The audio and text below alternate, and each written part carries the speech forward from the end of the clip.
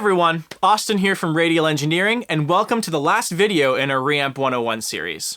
To wrap it up, we went around and asked the team here at Radial what some of their favorite tips and tricks were for reamping. So let's take a look.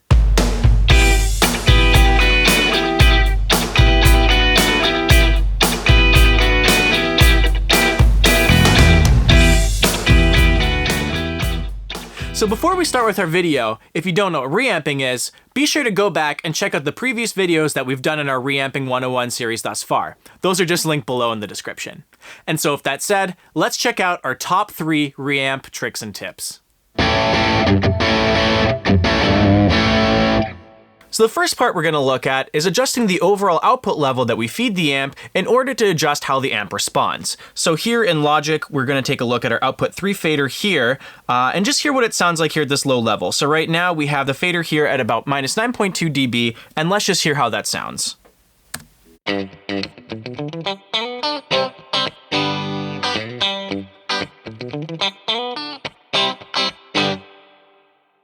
So as you can hear, it's pretty clean, pretty spanky, kind of a classic sort of spanky Strat sound. But what we can do is we can actually use this output fader here in Logic to give the amp a different sort of characteristic by pushing the tubes in the amp harder by feeding it more of an input. So let's take a listen to that, and what I'm going to do here is I'm just going to slowly bring up the fader while we play back the guitar part, and you'll hear how the dynamics, the feel, and the tone of the amp as well just change overall with the more signal we push into it. So let's take a look.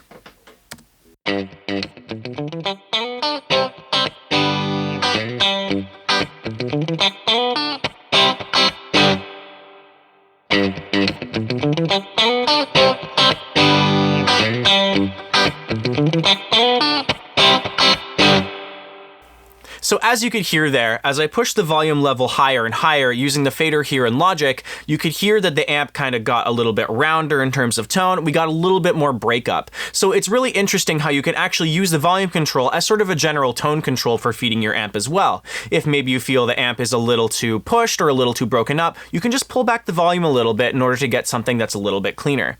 One other thing that we're going to look at as well is the inclusion of audio effects in the form of plugins to feed into the Reamp box as well. So in this case, let's start by just pulling up an EQ plugin. Just a simple one here. We will just go with the stock Logic EQ that we have.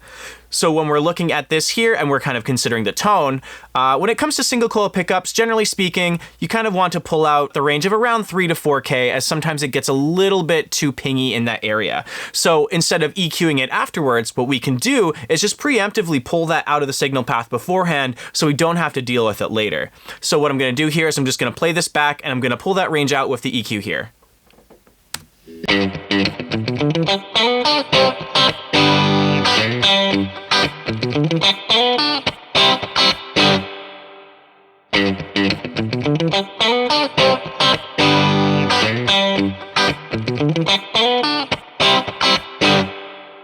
So as you can hear, pulling out that 3 to 4K range really helped clean up the Strat tone nicely. It also helped pull out any additional harshness as well, which would then just have to be EQ'd out later when you're mixing the tracks in. Another tip that we're going to look at is using a high-pass filter to clean out any mud from the DI track before sending it to your amp. This is especially helpful if you're using a tweed amp, as those amps are very known for being farty when you feed too much low end into them. So because we're dealing with a Strat track here, it doesn't have as much low end, so I'm going to be a little on the extreme side of the high-pass filter, just so that you can hear it as an example. Let's take a look.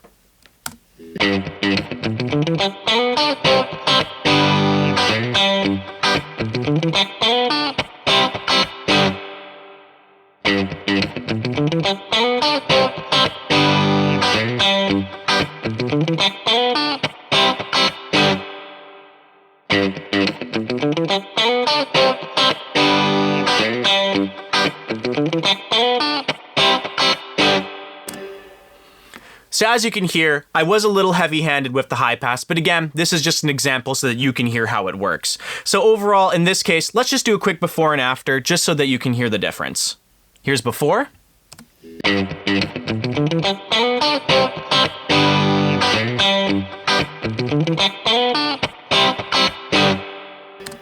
And here's after.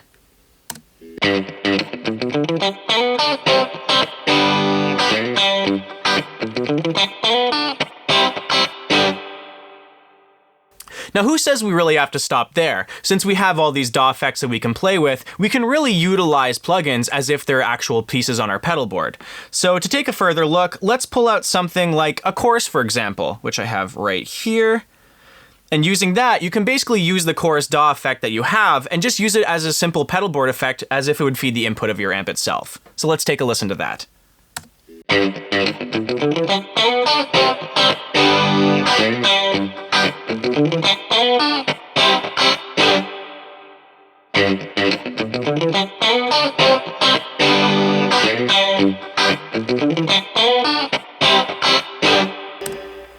So as you can see, that really puts a lot of power in your hands in order to really shape the track before you feed the amp. Other tricks that people will use is something like compressors in order to actually even out the sound of the DI track before you feed the amp as well. But really, at the end of the day, the options are all yours and the creativity is in your hands.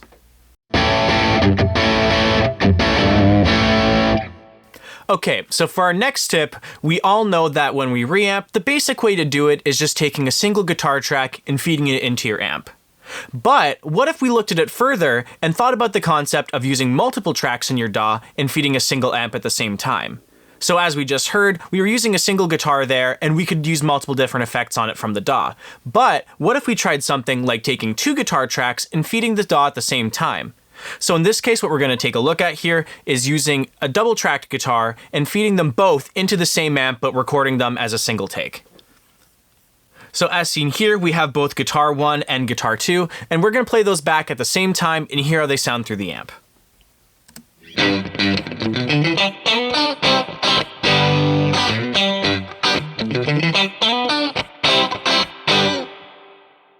So as you can hear, adding the extra guitar gives it a little bit of thickness, a little bit of a chorusy effect, and almost kind of has like an automatic double track kind of feel.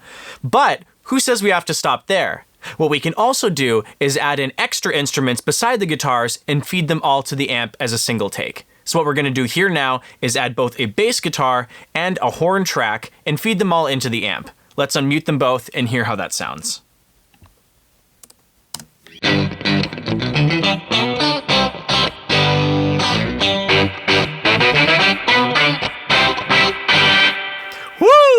So that's what we're talking about. So as you can see, adding all those extra instruments together and feeding them into the amp kind of gives it its own unique and creative energy and really kind of helps glue all those tracks together.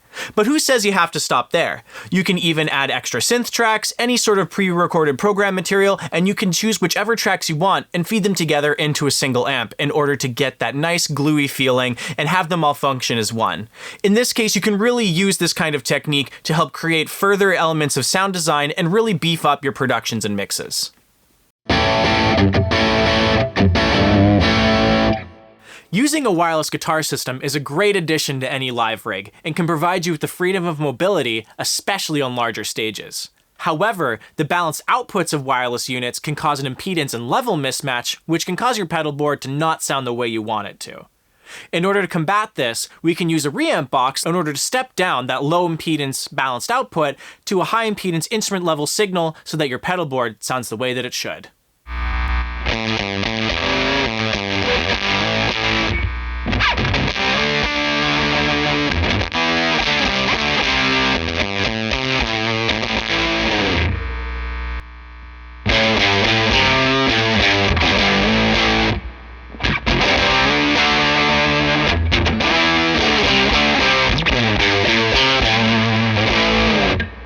And with that, our Reamping 101 series comes to a close.